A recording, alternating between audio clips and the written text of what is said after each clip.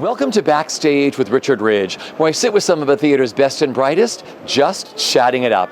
This time I'm at the Sanctuary Hotel with one of Broadway's most charismatic and in-demand leading men. He appeared in such shows as Lestat, 110 in the Shade, and Brooklyn, and went on to star in such shows as Rock of Ages, Hair, Priscilla Queen of the Desert, Adrift in Macau, Murder Ballad, and Little Miss Sunshine. Well, now he is back on Broadway, mesmerizing audiences as Javert in Cameron Mackintosh's newly reimagined production of Les Miserables. We'll chat about everything from playing Javert to his Broadway debut of Singing in the Toilet. Please welcome Will Swenson.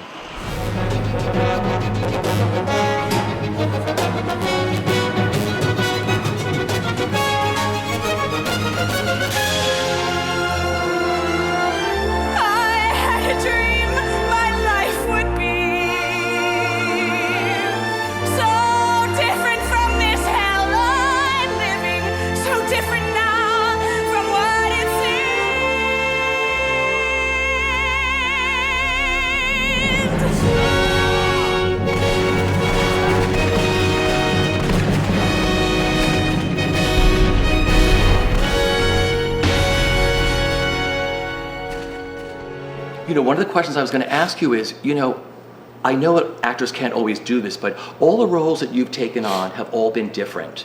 Was this something that you've strived for throughout your career?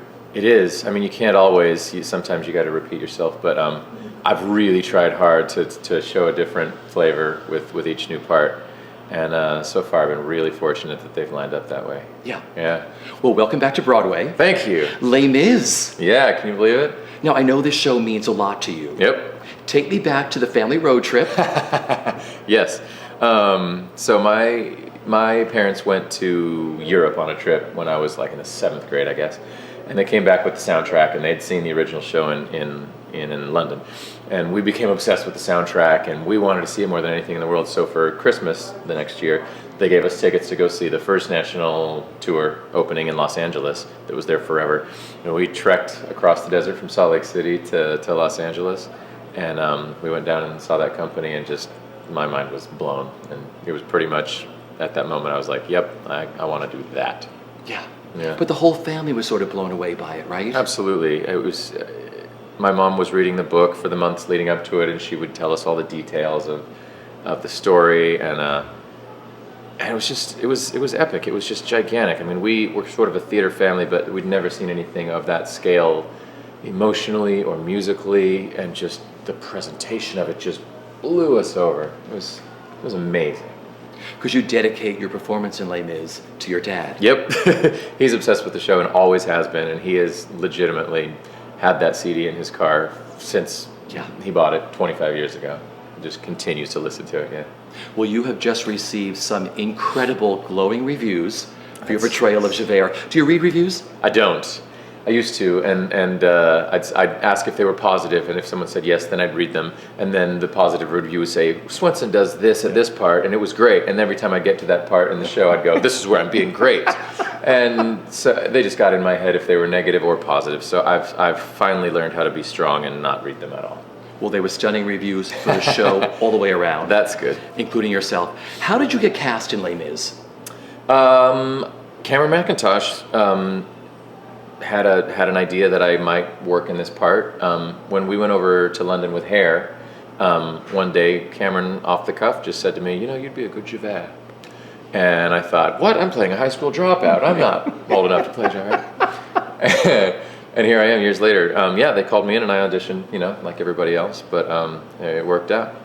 So when you got the call, you actually went to Paris and reread the book, right? Did you walk around locations? Sure did, yeah. As I was reading the book, I kind of made a list of anywhere that seemed important, and it was cool. I'd been to Paris before, but very much as a tourist and saw the touristy things.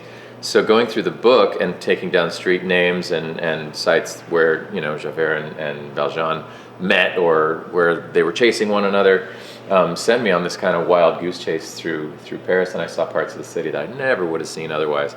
And looking for where the barricades might have been built, and just getting specific in that way was really cool. And walking Javert's kind of police beat up and down the Seine was cool too. Just like, all right, this is where his main patrol was, and going into Notre Dame, and I'd been in there before as a tourist, but thinking, yeah, this is definitely where Javert would have come to pray, and that's in the stars in the song, and so it was neat to make it very, very real. So let's talk about working on this production, because this is totally new, totally reinvented. It was like starting from scratch, wasn't it? Yeah, in many ways. They had mounted this new idea of the show prior. The U.S. tour went out with a version similar to ours, and they had mounted it in, I believe, Japan, with this new orchestration, new staging, involving a lot of slide projections. So they had, gotten some good jumps on it, but it was a brand new cast assembled, and a real new idea for the show. I think it's a much more forward momentum sort of idea. It's not so much kind of stand and sing as much as it is just really, it feels, a lot of people have said it feels like a play, like you're watching a play, and you kind of forget that they're singing, which is hilarious because it's really an operetta. But yeah, it's very active. So when you started working on him, how did you see your Javert? The challenge is always to do something new with it, and at the risk of sounding like the cheesy, corny actor, you want to find his humanity. But you really do. You want it to be accessible and somebody that's sympathetic. And I think the danger to fall into with a guy like Javert would be just to be a mustache twisting bad guy who just is bad and angry. And I think people turn off at that really quickly. So the challenge is to try to find what makes him a real guy, and I tried to look into aspects of my life and my experience and people that I had known that might be similar, and what made them tick, what was their motivation for ending up like that kind of a person, and just trying to lay those in, and then the story, you lay the story together and try to figure out where your peaks and valleys are, and it's a big thing, and the process is never the same twice. If someone were to ask me what my process normally was, I couldn't answer the question, because it seems like every character presents different challenges, and some are more elusive than others. Yeah. Yeah. Let's talk about the show itself. What do you love about the show, and why do you think this show is this worldwide phenomenon? I love it. It's personal, for one. It's Les Mis. It's probably the most recognizable and well-received score in musical theater history. I would venture to say that that's not overstating Les Mis. It's a phenomenon in a real sense. So to be a part of something that great, that gigantic, it feels like an honor. Every night when the downbeat happens, the crowd erupts into applause, and it's so terrific to be a part of a show where people are showing up ready to like it. There's not that sense of I have to impress you or I have to win you over, because the material has already proven itself, and you get to just kind of be a great leaf in the stream of this story, and then to answer the second part of your question, I think it's the story that just people latch onto. For one, it's complex, and it's got a million characters, and it seems like people relate to and identify with specific ones for their own reasons, but at the end of the day, it's just this beautiful story about a progression from evil to good, and maybe from good to evil in some ways. That's kind of Javert's track, is sort of the backwards track. He just loses track of his goodness and gets obsessed with the letter of the law. But that's my long-winded answer. Yeah. It's just the story it's universal. It's spiritual, and it's incredibly easy to identify with, to sympathize with. Yeah. Did you get a chance to work one-on-one with Alain Bobille and Claude Michel Schoenberg at any time? They were involved in the process. They came in, I guess once we left the rehearsal room and once we got to the theater, but they definitely came in and, nipped and tucked and had suggestions and notes, and that was pretty cool. Singing this score, I think this is one of the finest scores ever written. Yeah. And you auditioned for the BYU, the musical theater program, right, for college that you went to. With Stars. What did you sing? I sang Stars. Yeah. Yeah. And you got your scholarship, right? I did. I hope I'm singing it better these days. Stunning. Crazy. It's crazy. It's full circle. I keep meaning to tweet this picture of me, because somebody sent me my bio picture for my major, and it mentions that I was playing Javert in the little workshop we did at BYU, and it was my headshot playing Javert in college, like my freshman year of my college. But I love that you got your scholarship. I mean, from the road trip Yeah. to loving Les Mis and now starring on Broadway in this. Gotta be Yeah. pretty amazing. Yeah, it's sort of been with me all the way. Yeah. Taking back to the beginning, growing up, where did your love for performing begin, and what were your early creative outlets? Since I was a baby, my family's a very theatrical family. It goes back to my grandparents. My grandma and grandpa had the acting bug and just loved it. And in World War II, they were living in Salt Lake City. They read that there was a shortage of leading men in Hollywood because of the war. And Grandpa thought, well, I'm a good actor. Let's go down to LA and see if I can get into the movies. So they went down and started auditioning, and that wasn't really panning out, but they were loving it and wanted to do plays, but they couldn't afford the royalties because it was still sort of post-Depression. And my grandma just thought, well, I'm a good writer. I'll just write some plays. So she wrote her own plays. They opened a tiny theater in Glendale, California.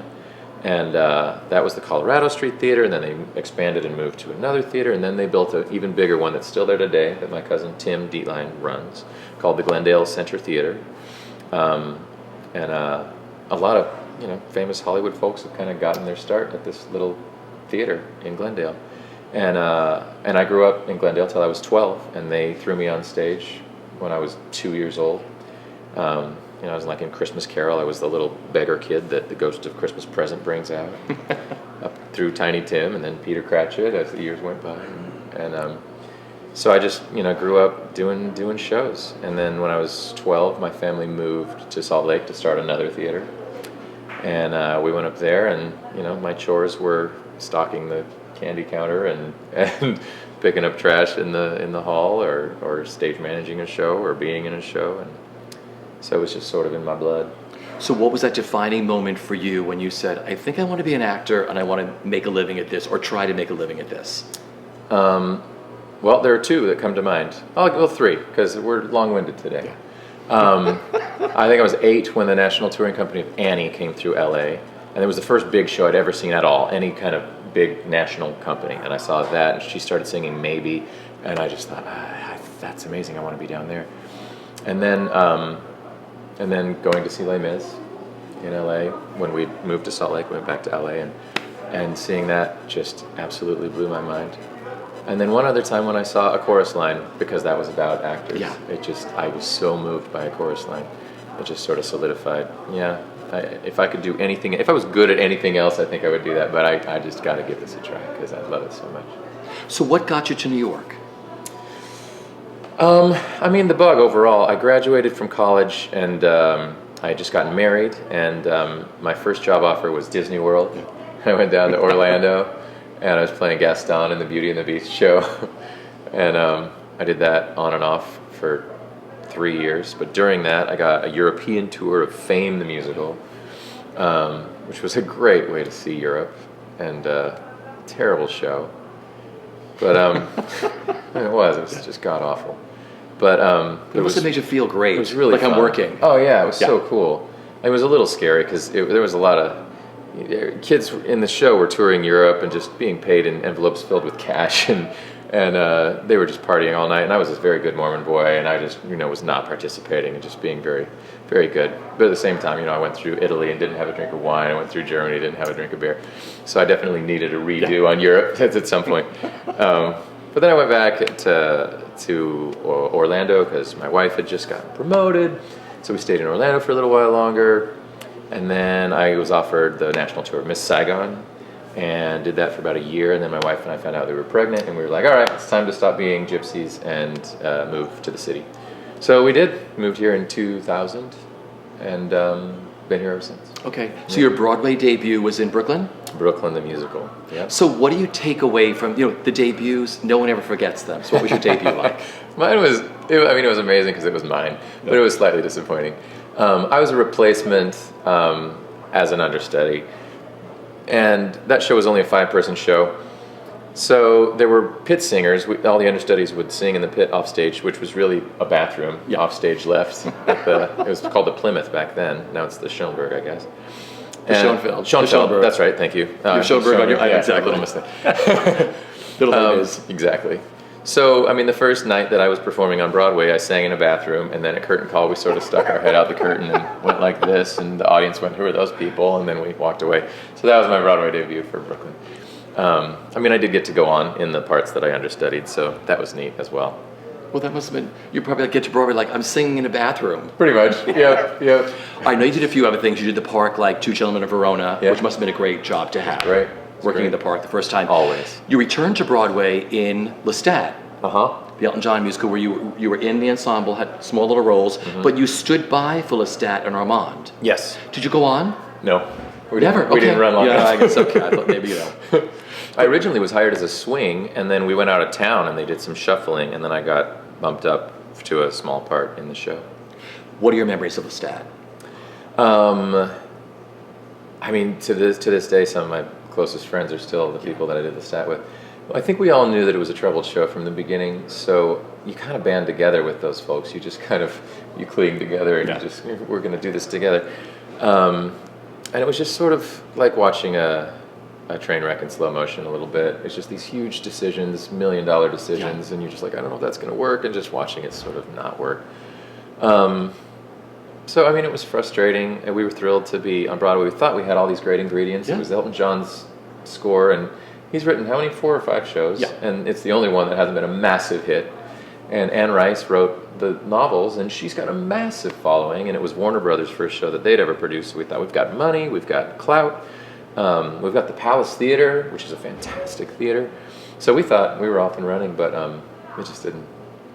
Then there was a show called 110 of a Shade for Roundabout, where you were sort of in the ensemble, Yeah. but you stood by for Starbuck, Yes. the lead. I had the opportunity of actually seeing you go on. Did you? Yes, with your future wife, Yep. Audrey McDonald. So, was it love at first sight? I mean, what was it like for the two of you? Did you start going out right away, or what was that like? Tell me. No, it wasn't. I don't think it was love at first sight. I mean, with Audrey, it's sort of awe at first sight with everyone. I remember just being nervous as could be that she was in the room. If there was ever like a break at rehearsals, you know, I kind of sit there and go, oh my gosh, that's Audrey McDonald sitting right there. And nervous to starting the conversations and stuff. And her process is so intense and so focused that like you knew to just sort of stay out of her way. So it wasn't like you just fell in as buddies right off the bat. But once we got to talking, we discovered that we had kids that were the same age. And we said, oh, well, with theater folks, we'll have to do some play dates. So we did some play dates, and the kids got along super well, and so we hung out a little more. And then I went on, and it seemed like there was some pretty unmistakable chemistry on stage. And then, you know, one thing led to another, and many years down the road, we're married. Yeah. Are your work processes different? The way you work? Yeah, sure. I'll say that. I mean, Audra's arguably the best theater actress in the world. She's such a force of nature and such a focused just animal when it comes to the work. That she's just I don't know if I have that much soul in me to work the way that she works. And like I was telling you, I don't know what my process is. I just sort of seems sort of different every single time. But I've sure learned a lot from her, the way that she just does homework and research and inhabits the character and just like will work on voices and moments, and the way that she forces herself to stay open as an actress and be present in the scenes and in the moments.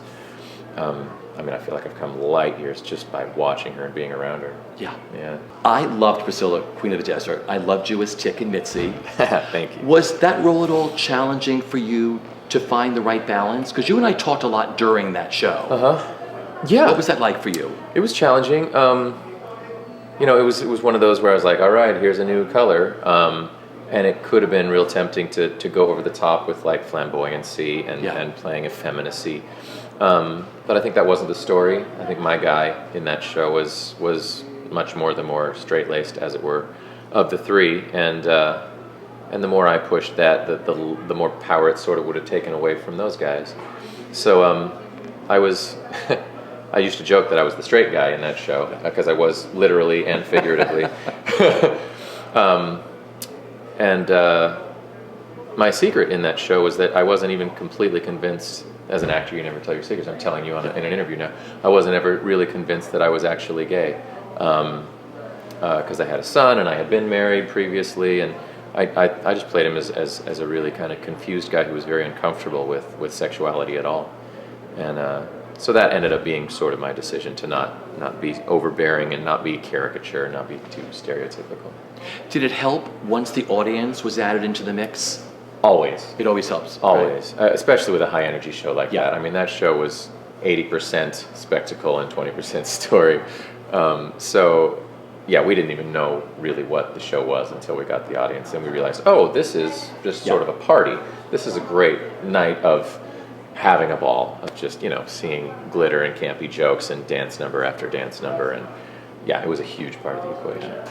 Working with Tony Sheldon and Nick Adams, I called you the glamorous Broadway trio at that time. What was it like working with them on stage and doing Priscilla? Fantastic.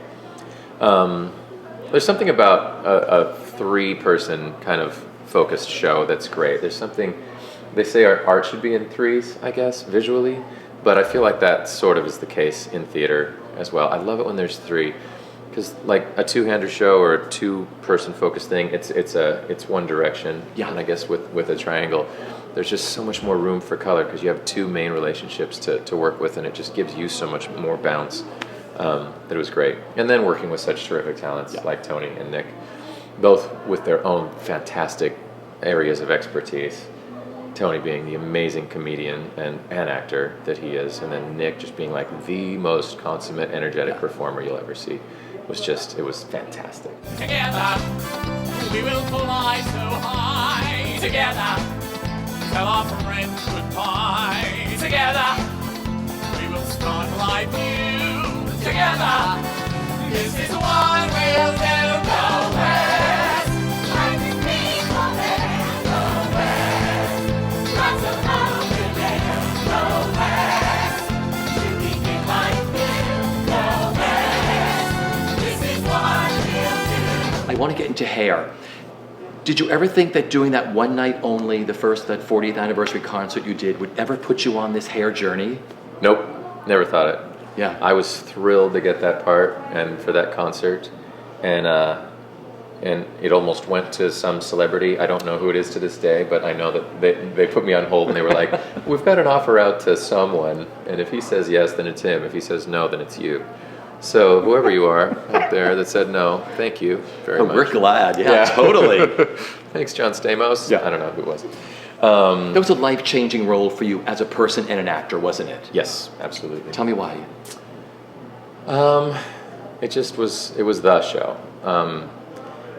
When I got the part, somebody said to me who had been in the show before, they said, "It's going to change your life." And I thought, okay. And they were absolutely right. It's just, I was sort of going through a life, I don't want to call it a midlife crisis, but sort of, I was stepping away from the Mormon faith, and hair was, the whole thing was about questioning everything. Authority, role models, history, drugs, love, war, etc.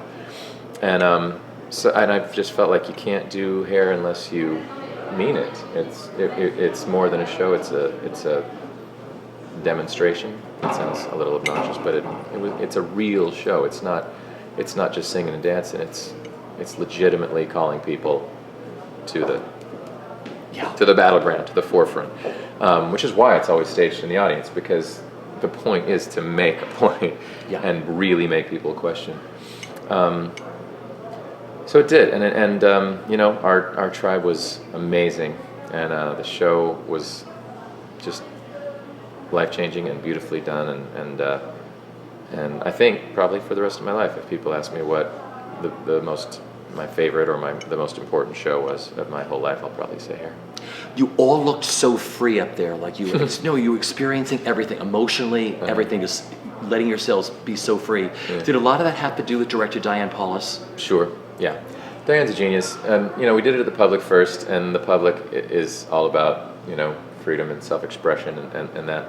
They smartly hired almost entirely newbies. They held open calls, and our entire tribe, largely it was their professional debut of any kind. And so everyone was they had no preconceived ideas about what theater was, what being in a professional show was. And then we got to be in the Park, which is just the greatest theater in the world. we had to do that show, which feels like it was written to be performed in the park. And it was going on at an important time. It was during the Democratic primaries for the presidency. The first time was when Barack and Hillary were up against each other for the Democratic nomination. And it was so resonant, sadly. And we had just, we found ourselves embroiled in 2 new wars, and everything was just resonating like it was written for today. So it was amazing. It was so special. Just like the angel that fell, banished forever to hell, today have I been expelled from high school heaven. Elevator going down, going down, going down. Everybody going down, going down, going down. Murder Ballad, what a unique little musical. When you first got involved with Murder Ballad, did you understand it all? Like it was all sung through, and how heavy it was, but it was so mesmerizing at the same time? Yeah, I didn't know.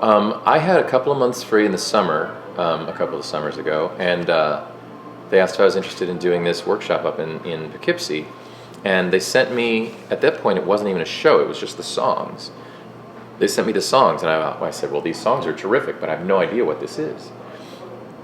And I went in and sang for Juliana, the lady that wrote the score, and met Jess, the music director, and they just seemed like really cool people. And once they sent me a script, sort of lining up the songs in order, I thought, okay, this could either be the coolest new musical in a decade, or a total piece of crap. And I had the months free, and I just thought this could be awesome. So we went up and we workshopped it in Poughkeepsie at Vassar, and it was really, really cool. And then they said, yeah, we want to produce it. So MTC produced it, and we did that first version and then a second version. And it just turned into something really, really cool. You belong to me. I'll never let you go. No, this time I won't lose you. Say you'll never go away. Don't talk to me, 'cause you're mine and I'm yours. I will do anything at all. Then there was Little Miss Sunshine. Yeah. The new William Finn, James Lapine musical. And you came in late in the process, right? Because Will Chase had gotten a TV show? Yep. Right? He got Nashville and had to bail at the last minute. So they called me up and said, can you want to come in and audition for this? And I said, great, I love that movie. And I sang for him in the morning, and a half an hour later they called and said, can you start rehearsal today? Because you were on a picnic or something with your boys or something, right? When the call came in, right? You were something? Where was I? I was with them somewhere. Yeah, so I couldn't start that day. Yeah. But then I went in the next day and started rehearsals. So what did you love about doing Little Miss Sunshine and stepping into a project a little later, what that's like? Well, a good thing was the project had existed. They'd gone out to California with a version of the show, and they'd workshopped it. But I think, as far as I know, just about every different cast were different folks. So the people in my cast had relatively no experience with the show other than one day of rehearsal, and they'd had the script for longer than I had. Yeah. So I wasn't terribly late to the party, other than preparing for it emotionally, because I had just had no homework, other than the fact that I'd seen the movie years ago when it came out. I loved what I learned during that show. James Lapine staged it very kind of conceptually. He could have put a big bus up there, and he could have put a whole bunch of literal, very realistic stuff up there, but he staged it with basically just 7 yellow chairs on wheels, and that created everything in the show. And it was such a challenge, and I realized how much I hide as an actor behind props and behind set pieces and mannerisms, where I could sort of hide. And I think he's sort of a genius in forcing the story and the character to be in the forefront. And I just feel like I learned finally how to maybe stand still in that show. And James is such a brilliant creative mind that just learned a lot from him. He's very old school and very hardline director. But man, I just feel like I learned a lot from that show. I want to talk a little bit about TV and film work, because I love your bio in Les Mis. It says film and TV, blah, blah, blah. But you've done some work. Do you like the process of filmmaking? You know, I do. I love it. I've made a film. I wrote and directed a film, and then I've acted in a few, and kind of done some producing on small films. I love it when I can get involved enough that I have a say in sort of the story or the arc of it. The trouble with being like a New York actor or LA actor is, when you're not hugely successful and you don't get offered these leads, your job often is to show up for a day or two and try to make something out of 4 lines. Yeah. And that's some of the more challenging work you can do, I think, as an actor, is try to make something come across as fully fleshed out when you've got this much material to work with. I mean, that's the sign of a really good actor that can make that stuff seem realistic. So, I mean, sadly, I feel like the large percentage of my time in TV and film has been slightly unfulfilling, because it's snippets, and often on a film set you feel, I'm not one of the regulars, I'm not one of the stars, and you kind of shrink, and everything's so hurried and harried that you feel a little bit like a piece of meat, a little bit like a cow. And my comfort zone's always been the theater, so I mean, I've gravitated much more to just being really happy in the theater. Not that I haven't had great experiences in film and TV, but like I said, it's largely been when I have a character that has enough to do where I can make something out of it. Yeah. Now, tell me about the latest film that you're going to direct. Is it called Facing East? Facing East. It's a beautiful screenplay that's been adapted. It was first an off-Broadway play called Facing East, and it's about a Mormon family whose son is gay and who takes his life, and it's about the parents putting the pieces together and trying to figure out what happened and where they might have gone wrong, and realizing what they might have had to do with it, and hopefully it could make a difference in in the lives of kids who are going through that. So that's on your slate somewhere after Yes, absolutely. you work through the barricade. Right. What are you the proudest of professionally and personally? Professionally, man, I don't know. Just the fact that I'm here doing what I always wanted to do. I used to say I would sell peanuts in one scene on a Broadway show if I could just creep on stage and have a minute in a Broadway show. I'd be happy. And the minute that I was sitting in a toilet in the Plymouth Theater doing Brooklyn, I was sold, man. I was just like, I've done it. I've checked that off my list. And the fact that I'm doing what I loved, and the way that my career's shaped out, that's not very good English, but the track that I'm on, it's mind-blowing, and I just pinch myself all the time. It's crazy. I'm so grateful and so thrilled. And then, what was the second part of the question? Personally, what are you the proudest personally? of? My family. My kids are amazing, and they're good people, and I love that I can tell that they love me. At opening night the other night at Curtin College, I just looked out and my boys were just beaming, and my whole family was there in the line. I somehow finagled tickets for my whole extended family, both my brothers and my sister and my dad and Audra and all our kids, and they were all crying, and it was just so moving. The fact that it was Les Mis, which means so much to me and my family, and it was Broadway, and I was playing this part. It was just amazing. My family. Yeah. My final question is, what is the best bit of advice that you've been given that you live by? Oof. It's to chase down your happiness. I came across it again the other night. My mom passed away a few years ago, and she very torturously wrote us all letters before she had cancer, so she knew she was going to pass. She wrote us all letters before she died, and my stepdad handed them to us at Christmas, the first Christmas after she had died. So I've got this letter kind of from the grave from my mom, and the main thing in it was that she just wished that I would be happy, that I would chase my happiness and do everything that it took to be happy. Not necessarily successful or rich, but just happy, and I've tried to live by that. You have it all. Ah! You and I go back to Adrift in Macau. I've watched your whole career go. And I told you, I think we were in that rehearsal studio that day. And I was looking at all the people in the show, and I was like, who's that over there? Who's that doing that number? So I just love the journey you've taken. I just enjoy knowing you. It's been a long road. We have the best success in Les Miserables. Thank you, Richard. All righty. Congratulations.